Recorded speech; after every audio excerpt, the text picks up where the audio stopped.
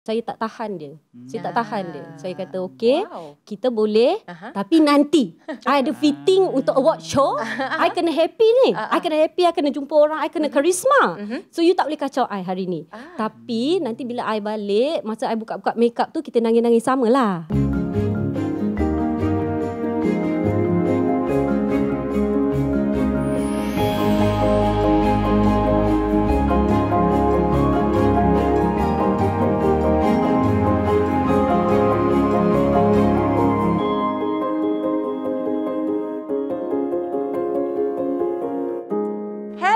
Welcome to Sembang Tepi Kak Ji, talk show susulan dari #PM Tepi Kak Ji kat gempak.com. Kita nak sembang apa kat tepi ni? Kita nak sembang dengan Kak Ji lah. Dan bersama dengan dua orang yang sangat istimewa di studio ni, kita akan berbincang tentang kesihatan mental dan juga psikologi. Sebab tu di studio ni kita ada psikologis klinikal Encik Akif Basri yang akan bersama dengan saya, Kak Ji, seorang pelakon yang sangat Kak Ji kagumi. Terima kasih, alhamdulillah. Sangat berkarisma. Cik Sharifah Amani. Saya, Assalamualaikum. Thank you for having me. Waalaikumsalam. Terima kasih kerana sudi meluangkan masa bersama dengan Kak Ji. Kita akan bacakan satu cerita yang dihantar pada Kak Ji. Assalamualaikum Kak Ji. Waalaikumsalam. Terima kasih kerana menawarkan khidmat untuk mendengar luahan hati saya. Saya ada masalah dengan tiada keyakinan terhadap diri sendiri. Saya terasa tersisih dengan semua orang. Saya beranggapan semua orang benci dan tak suka saya. Saya sudah berkahwin tapi saya takut nak berhadapan dengan orang. Saya dah kahwin selama 3 tahun dan masih belum dikurniakan zuriat. Kadang-kadang saya tertekan bila orang mengata saya macam-macam. Tapi saya buat tak tahu dan pekakkan telinga. Kadang-kadang saya rasa diri ini tak berguna. Terima kasih kerana sudi dengar luahan isi hati saya. Baiklah, terima kasih. Pengirimnya bernama Syah. Terima kasih Syah kerana berani berkongsi masalah anda dengan kita semua pada hari ini. Baik Akif, apa yang boleh kiranya dari cerita tu gambarannya seperti apa kalau dari sudut psikologi? Cerita dia agak pendek kan, tapi berdasarkan maklumat yang kita dapat daripada Syah ni, boleh saya kata dia ada 2 faktor utama lah. Yang pertama kita panggil predisposing. Predisposing ni maksudnya pada asasnya memang dia dah ada. Iaitu dia kata dia tak ada keyakinan diri, dia rasa tersisih, dia rasa semua orang benci, tak suka saya. And then faktor kedua kita panggil precipitating, maksudnya faktor trigger. Faktor trigger ni pada dalam kes Syah ni adalah bila dia dah kahwin selama 3 tahun tapi dia belum dikurniakan zuriat dan dia rasa macam ada social pressure. Seperti seolah-olah seorang wanita itu sepatutnya umur ni dia kena kahwin. Sepatutnya umur ni dia kena ada anak pertama, anak kedua, anak ketiga. So itulah kita nampak social pressure ini yang mencetuskan dia punya rasa tak senang lah. Nani, pernah tak bersama dengan kawan-kawan yang ada social pressure? Yes, saya rasa semua orang tak kira gender memang terkesan dengan social pressure ni. Lagi-lagi kebelakangan ni kita memang berharap dan memang begitu taksub dengan social media. So social media memberi, it brings us closer but it takes us away from each other or oneself sometimes bagi saya. Kerana mungkin dulu tanpa social media orang cakap-cakap atau kita kena tunggu raya kan. Raya baru acik-acik tu bila ni nak kahwin, bila anak-anak lagi satu. So time tu macam we didn't get it all the time. Tapi sekarang ni because of social media kita dapat benda tu direct dekat muka kita. And then sometimes kalau dia manusia yang benar tak apa juga. Kadang-kadang it's a bot. Saja nak laga-lagakan kita, saja nak sakitkan hati kita. So benda macam tu memang wujud. I think for all gender, for all age pun sama. Semua peringkat golongan sebenarnya memang akan menghadapi benda ni kan. Sebab kita hidup dalam dunia yang begitu insensitif, rasa macam semua kena ikut cara dia kan. Semua orang kena macam ni. So dia ada put a certain standard yang semua orang kena capai. Mungkin boleh buat dia rasa worthless, insecure, inferior, nak jauhkan diri daripada orang lain, tak nak jumpa orang. So mungkin boleh menyebabkan rasa tak senang, stres, mungkin ada anxiety, sedih, loneliness dan sebagainya. I think, I don't know if it's a Asian quality ke apa ke, kita memang ambil tahu. But itulah soalan dia is like di mana point atau the line that we're crossing daripada ambil tahu tu jaga tepi kain. So that is the thing yang kita kena fikir, because kita, the first thing Malaysian cakap kat each other, dah makan belum? It's a question. Kita sebagai orang Asia selalu macam tu. So this kind of things mungkin dulu kita tak ada berniat. Faham tak? Tak ada berniat. We just I don't know how to start a conversation.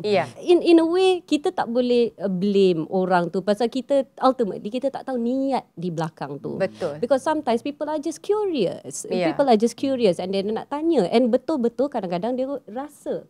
When they ask me about kurang berlakon, nak kahwin, all these things, sometimes kalau kita jumpa orang tu, kita tahu orang tu tak berniat.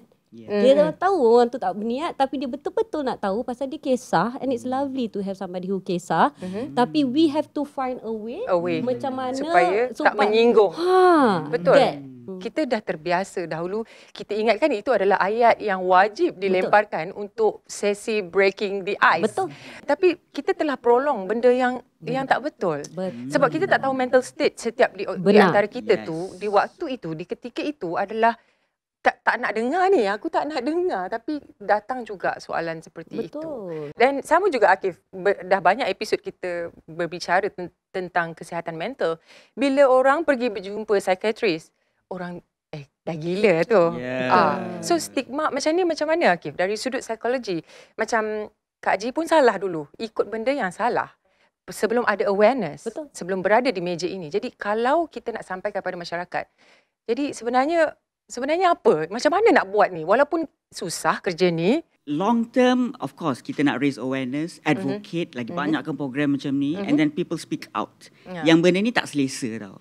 I tak selesa you tanya I macam tu. Kadang-kadang kita susah nak cakap macam tu. Kita nak kecilkan hati orang, you know, padahal kita tak selesa. Kan?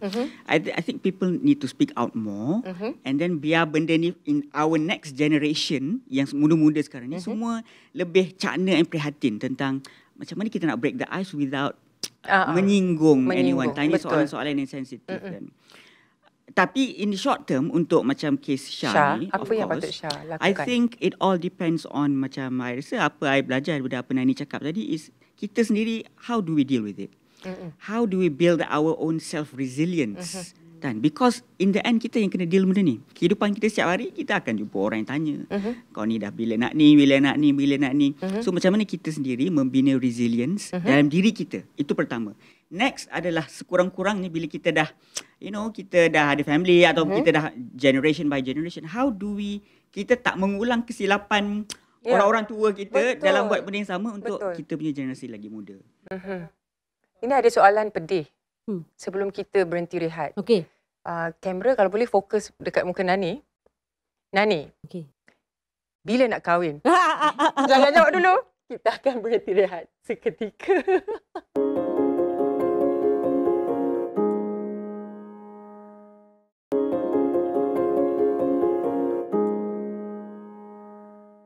Kembali lagi bersama kami dalam Sembang Tepi Kak Ji. Oh, kenapa tu? Nak jawab soalan tu. Okey, saya percaya saya bukan orang yang pertama bertanya soalan tu kepada awak Nani. Saya tidak mahu tahu jawapannya. Faham. Sebab saya tahu saya pun kahwin lambat, kan? Jadi saya faham pencarian jodoh dan sebagainya, it's a journey, right? But bukan semua orang ada pemahaman seperti itu. Jadi saya nak tanya, macam mana awak membina tembok? Bahawasanya aku tidak rentan dengan soalan seperti ini. Aku tak akan rentan dan aku akan kuat dan aku, you know, it's just a question. Either we learn how to deal with it atau we let it go. Itu je pilihan sebenarnya. Bagi saya, what people say or think about me, they can say. It's really none of my business. Tapi apa yang Nani rasa, now that affects me. For me... and how you deal with it? I give it a name. I give my triggers, my triggers and my depression have a name. I think in 2013, I was diagnosed with depression. Very bad depression. And I was on medication. I was doing all these kind of things, trying to be better. But it didn't work because saya tak nak. So no amount of drugs or whatever will help you if you don't want to get better yourself. For some people, ubat medication work. For some people, it doesn't. Some people, because that's the thing. Correct me if I'm wrong. You cannot just fix one person dengan satu textbook punya, right? From a diagnose, because even the chemicals in our head, the imbalance that happens when you have bipolar or whatever mental issues, it's all chemical imbalance. Dengan harapan, these drugs can calculate what is it in your brain to stabilize it balik. As a human, saya tahu benda tu susah because every person is different. Macam mana kita nak kira chemical dalam otak kita? So after a while, the work became about me and not tahan this anymore, because the ubat yang saya ambil, dia akan bagi block tu lah. Saya tak rasa. Saya tak rasa. So saya function, tapi sebagai manusia yang Allah kurniakan saya dengan rasa dengan deria, dengan presence sebagai seorang pelakon untuk rasa that much lagi detail as any practitioner of the arts. Diorang rasa a little bit more perit, a little bit more euphoria, a little bit more something. So bagi saya, I give those things a name and a person. So dia jadi macam, hari ni I kena shooting, okay? Hari ni I shooting, so I kena keluar. Tapi nanti balik rumah, I will give you time. So I will be sedih with you. I will be sedih with you because you want to be sedih. I want to be sedih. Sedih is so, being in depression sometimes it's so best because you just duduk and you tidur and whatever you want to feel bad about yourself or the world, whatever you boleh layan. Boleh layan masa tu. You faham tak? But prolong it. And it is so destructive to a person. Faham tak? Dia makan hati. You're just going again untuk benda yang you tak boleh ubah. So for me, daripada layan setahun, sebulan, seminggu, dah jadi jam. Sekarang dah jadi minit. So dia jadi macam, it's a constant fight. Saya tak tahan dia. Saya kata, okay, kita boleh, tapi nanti I ada fitting untuk award show. I kena happy ni. I kena jumpa orang, I kena charisma. So you tak boleh kacau I hari ni. Tapi nanti bila I balik, masa I buka-buka makeup tu, kita nangis-nangis sama lah. This is something that I don't know if it's recommended. It's your way to manage your depression or whatever momok that you want to call it. ADHD, whatever momok it is, anxiety, especially now. Biasa everybody stuck at home, right? And everybody is like, oh, COVID, nak keluar, takut, tapi nak stay in, I need connection with human. Macam mana? Tak boleh keluar, dah macam stress lah. Dah stress, momok tu tak boleh bawa bincang. Dia hari-hari nak dating. Faham tak? Dia hari-hari dia nak dating. Because you tak keluar. Because I tak keluar. Tak tinggalkan dia. I tak busy. Faham tak? Dia cakap tak busy. So macam tak boleh. So what I found out is that when I went out and I walked into the jungles, when I saw another human being, and then benda tu terjatuh, lepas tu, this one fall down, sorry lah, you are that one, right? Connection with humans, being outside really helped me. Thank you very much, Nani, for opening up and sharing. Betul. I think it inspires so many people out there, kan? Betul. Sebab dia orang rasa dia orang lonely, dia orang keseorangan. Actually, macam dalam kajian baru-baru ni kan, more than 1/2 juta rakyat Malaysia dewasa menunjukkan ciri-ciri depression. So that this is so common these days. But people are so scared to talk about it. Having gone through this depression quite for some time kan, do you think that macam the pressure kepada selebriti itu, the social pressure yang diharapkan kepada selebriti, ada sedikit sebanyak menyumbang kepada your feeling? Truly that's not who I am. So saya pelakon di mana dalam otak saya, I think that's also why things started getting scary juga for me, because dalam otak saya, awak pelakon, awak pergi kerja, awak berlakon, awak balik. Dah tak ada awak nak pergi tak ada. This whole celebrity life ni is not tak diajar atau tak dipupuk in my family, because awak pelakon, this is your kerjaya. Nothing is more important than your kerjaya. The moment that you think you are more important than your kerjaya, please quit. So I think this chasing about I have to be the prettiest, I have to be the thinnest, I have to have the most followers, I have to have the most good-looking likes, good-looking boyfriend, car, everything. Even for boys, I have to be business, my girlfriend have to wear this, have to look like this. This kind of things, it is such a pressure. So saya tak participate dengan benda tu. Saya tak suka. So I try not to. And you imagine, even if I try not to, saya tak rasa. Affected. So imagine the people who titik peluh nak makan everything, the rezeki is there in the social media. Yeah. You imagine dia orang punya pressure. Yeah. Faham tak? You hire a photographer, you hire a ni, you buat ni, lepas tu like 3 orang. Tak ke pressure. Lepas tu klien dah call, kenapa tak like gini, kenapa ni? So now it's a business, right? Yeah. So suddenly you are a business. You are under pressure without you realizing it. Yes, and that's why I've never played that game. Because the game is there, but I'll play it to my rules. Yeah. Wow. That's a very good one. You manage it well. You tidaklah memaksa diri you. Maknanya social pressure, everyone nak pergi situ. Tapi Nani macam, no, itu bukan aku. Okay, kita akan cerita panjang lebar lagi, Nani. I'm speechless. Kita berhenti rehat seketika.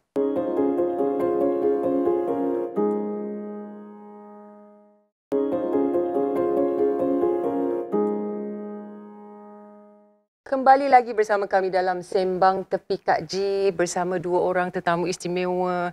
We have Nani Sharifah Amani dan juga Encik Akif Basri. Satu medium yang boleh dilihat, ditonton. Satu kacamata dari perspektif seseorang yang pernah affected dari sudut kesihatan mental. Macam mana kesannya pada badan you? Kalau sedih tu kan kita nangis. Kita nangis. Habis suara. Sometimes nangis, sometimes. Tapi saya lagi worried bila tak keluar air mata. Maksudnya benda tu lah, because a release always helps. Menjerit, nyanyi, keluar air mata, something. And you express yourself. Apa yang kita rasa dapat keluar daripada badan kita. Bila dia tak and keluar. Dia stuck, that is dangerous. There were a moment that it stuck.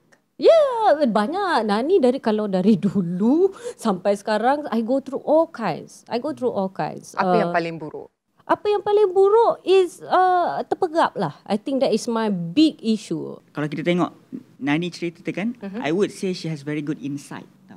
Insight of what you think, how you feel, apa yang baik untuk aku, apa yang tak baik untuk aku, sekarang aku nak macam mana, esok aku nak macam mana. That shows good insight. Which is the first, orang kata apa, pintu buka utama kepada recovery. Yeah. Tetapi kalau orang tu tak ada bad insight, you know, dia tak tahu apa benda dia boleh control, apa benda dia tak boleh control, what triggers me, what doesn't, what am I feeling today. So dia in denial of everything, then agak sukar untuk dia maju ke hadapan. So good insight and poor insight is a very good indicator of whether we are ready or not untuk kita maju ke hadapan. Every day we learn new thing, right? So no such thing as journey yang lain juga sama seperti itu, kan? Okay, mari kita pakai kasut Syah tadi. Okay, jom. Okay. Akif, apa kata-kata untuk Syah? Recovery ni bukan macam smooth sailing, jalan yang lurus, no, dia bumpy, simpang siur, kena pukul, roller kena coaster. hentam ke belakang, ke depan balik. But the most important is we keep striving. We keep learning new things along the way. We know ourselves better, kan? And I think yang penting juga take daripada apa yang Nani cakap tadi is dia bukan ada satu fix solution kepada semua. You know, macam Nani share experience dia, mungkin orang lain share experience dia. So what is your journey? We need to find out. So proses pencarian itu mungkin memakan masa. Mungkin ada tak begitu seindah yang ideal, tetapi it's okay. Kan, satu-satu kita cuba what works for me, what doesn't work for me. Lain orang lain cara dia, but keep moving on. InsyaAllah things will get better. But even if it doesn't, it's okay, just move on. We are the author of our own story, and healing is part of our story in life. And Nani, Syah dah kahwin, Syah belum dikurniakan anak dan mengalami tekanan tersendiri kerana cabaran itu. Jadi Nani suka ambil watak kan? Jadi silalah ambil watak Syah tu. We are in the same boat, and I think like you and me and everybody else in the world, because there is going to be something that orang lain akan nampak and tetap tak cukup. Wahal Allah has created us in the most perfect form. But akan ada orang that is trying to convince us that we are not. So I think the main thing is to not listen to those people and to focus on the people that you love. maybe your husband. See, you lucky you have husband. So so maybe focus on your husband and communicate with him. What you feel and maybe what he feels, because kadang-kadang laki ni ego, dia tak nak cakap tapi maybe he feels the same way. Tapi dia segan nak cakap kat awak and awak segan nak cakap kat dia. So maybe if you guys have an open conversation about the same feelings that you guys are going through, maybe you guys can connect onto something else, another journey. So maybe lepas ni insyaAllah korang boleh travel together, create memories in the whole world, just the two of you. Focus on your parents, focus on the people who love you. Those are the things that makes us feel whole, makes our heart smile. So kemungkinan kita lebihkan kepada benda yang kita sayang, kita fokus pada benda yang kita cinta, dan kita sentiasa berdoa that Allah will always give us the best. Terima kasih Sharifah Amani di atas perkongsian anda melalui hari-hari yang gelap dalam episod kehidupan. Jadi kepada Syah, kalau rasa macam masih lagi berada di situ, kena keluar. Kena keluar. Kena keluar. You spend time with nature, spend time with your husband. Focus on the things that you love. Kalau rasa perlu berjumpa dengan psychiatrist, then go ahead. Oh, of course. It is so nice to be able to speak to someone who is not within your circle. Stranger, totally a stranger. Saya find that very important because kawan kita memang sayang kita, bias. Family kita bias. Betul. Otak, because also they know our history. Alah, awak dulu kecil-kecil pun selalu je sedih. Faham tak? So it's that, right? So sometimes kalau kita reach out and speak to orang yang tak ada connection in our immediate circle pun sangat-sangat membantu. Sangat melegakan. Jadi terima kasih kepada Sharifah Amani. Terima kasih juga kepada Encik Akif Basri kerana sentiasa bersama dengan kami dalam Sembang Tepi Kak Ji. Terima kasih banyak. Terima kasih. Thank you. Baiklah, Kak Ji berharap episod pada kali ini akan memberikan kesedaran kepada penonton tentang kesihatan mental dan psikologi ini. Dengan pengetahuan tentang kesihatan mental dan psikologi akan menjadikan anda lebih berempati dan akan menjadikan anda seorang yang prihatin dan beradaptasi dengan baik dengan mereka yang mempunyai struggle seperti ini. So kepada kalian yang mempunyai struggle seperti Syah ataupun kisah-kisah yang sebelum ini, jangan lupa untuk PM Tepi Kak Ji je. Hubungi kami di laman sosial kami Astro Gempak, di Facebook, di Instagram mahupun di Twitter. PM Tepi je. Jumpa lagi Sembang Tepi Kak Ji. Assalamualaikum.